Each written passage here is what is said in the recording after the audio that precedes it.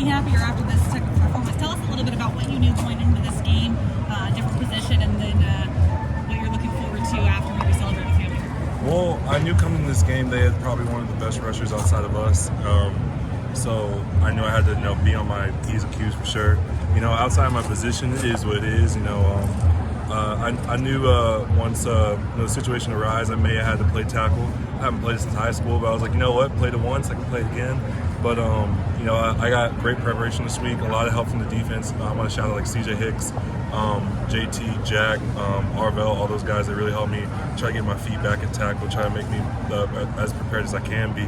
But it's great to win in these type of environments. It wasn't easy. We had to get out the mud a little bit.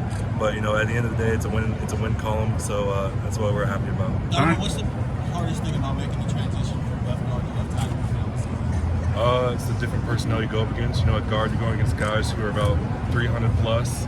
And when you pass that, you take 2 steps and they're running into your face, trying to bull rush or work a move on you. At tackle, man, you're in an island almost, and you're going against guys who are as fast as, if not as fast as wide out. So you're going against guys who, probably, for me at least, probably 50 pounds less than me. So I just had to get out my stance a little bit and see what I could do on the edge. But, it's definitely not the same position.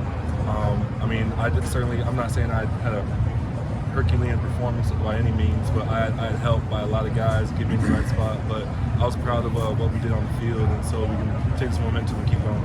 Donovan, when you do get beat, how do you bounce back? How do you prevent that from maybe breaking your confidence, because you had a couple of times where you were going against a really good play? It's a part of the game. Obviously, I prefer if it didn't happen. I'm a very competitive person, so yeah, I was mad at myself. There are a couple things I wish I could take back, but at the end of the day, you can't let one play drag you down and have one bad play turn into 3.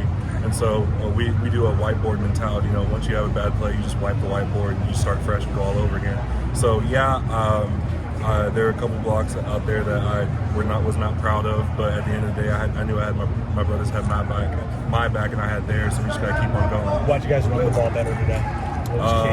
What was the key? Yeah. We just had to drop our nuts. I felt like we didn't run the ball well against Nebraska, obviously. So we're just like, hey man, we're not gonna make it a 2-week thing. We gotta run the dang ball. So we knew with the talent we have behind us and the team we have behind us, we're like, bro, we're gonna run the ball. And so once the situation arose where we had to run to win the game, we're like, come on now, this is where all the film sessions, all the teachings, all the practices we do comes down to this. So we're like, come on, let's run the ball. For Carson to step in the way that he did at left guard today, how impressive was that to see him coming in line up and looking well?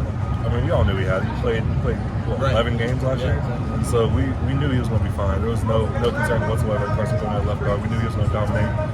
It's almost like having a second coach on the field, like with him and Seth.